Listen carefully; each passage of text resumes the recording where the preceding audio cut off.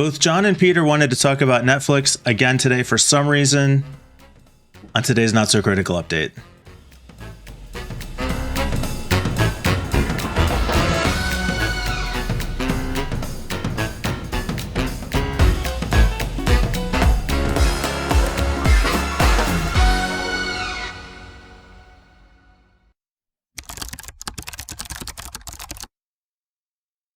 I'm back, bitches.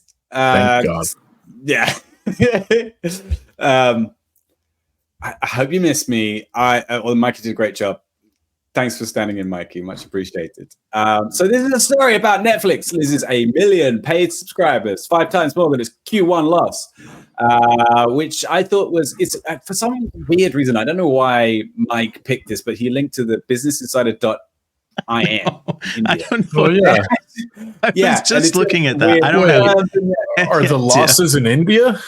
I don't know. Also, if you look at the article, they do really funny things with the number separators. So this is actually 970,000, not 9,070,000.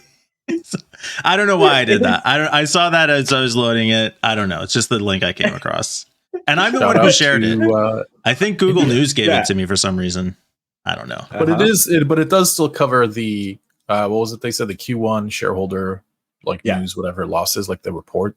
So it is just globally, but I guess I forget who it was that said that Netflix is going to be totally fine. I think it might have been Mike. I think I said that. Now, listen, I don't think that Netflix is going anywhere. I think Netflix is going to be, relatively speaking, fine.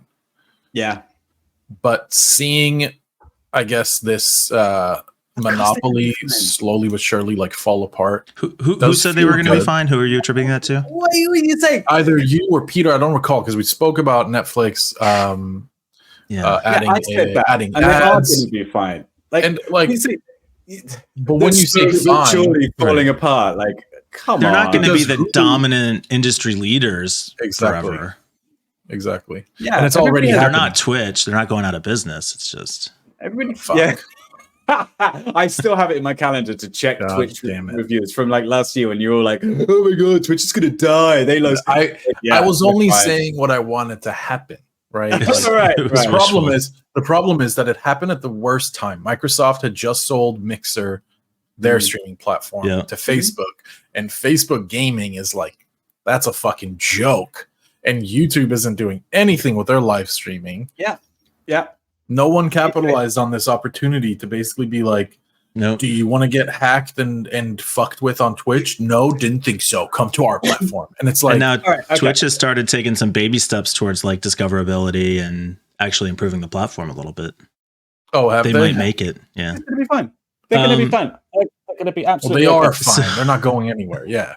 So if I had shared another link, the other story I found about this said this is actually good news because Netflix had projected that they were going to lose 2 million users and they only lost 1 million.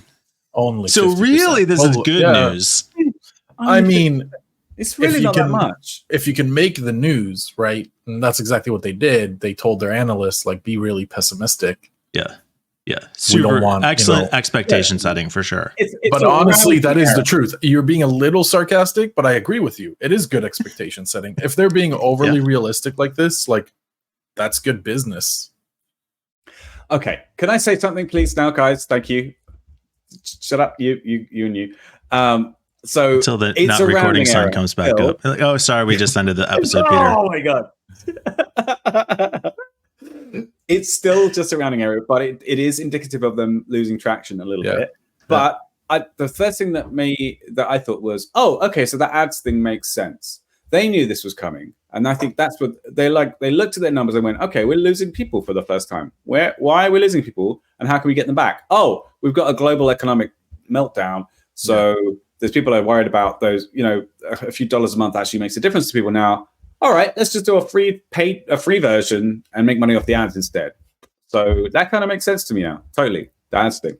I didn't really get it before because I thought Netflix was all about content, but no. And I don't think 1 million users is nothing. I think it's a pretty big deal that they saw that kind of contraction after having been so dominant for so long. That has to be really eye-opening. But I really disagree. oh, you don't think it's a big deal? No, I really don't. I think a million users, when you have 250 million users, it's like, 0.5%. Businesses grow and contract all the time. They've got to have ups and downs. You can't constantly businesses maintain only growth, right? grow. Yeah, it's all right. I forgot we're talking to a couple of Americans here. Adopted American. Adopted American, true. I also think Netflix is going to be totally fine. This is not important. This is a drop in the bucket in terms of their total user base. It's not even 0.5%. So while 0.5% is still something, I'm not going to say that it's like, oh, they lost 20 million. They lost 10% of their user base in a quarter. Like, that's not that big of a deal. 0.5%. But I think it's funny that Netflix is like kind of grasping at straws a little bit. Like you said, with the ads, they are, they're comparing to Hulu. They're looking at Hulu. Hulu does this with their lowest tier. They shovel ads, and it's like every other minute you get an ad because it's like YouTube level ads. So I don't like it. I'm not a fan of it. I am happy that they're losing to other providers like HBO maybe. But I guess we'll just have to wait and see how this all plays out. But it is fun, I guess. It is fun to see.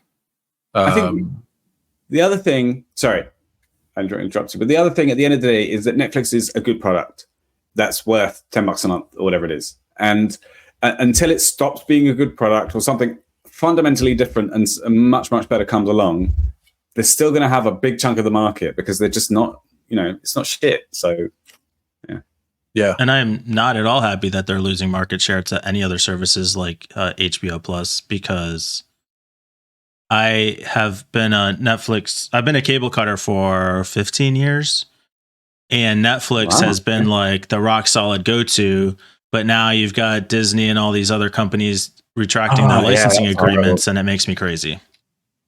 Yeah. So now instead of having Netflix and everything I want on Netflix, I have to have Netflix and Disney and Apple and HBO, and I hate it. Yeah, we've talked about this before. That's the problem with bundling. I think my guess at the reason that it showed the Business Insider India is that maybe you were experimenting with VPNs to perhaps for some reason. I don't know. Pretend to be in India. For sure. Yeah.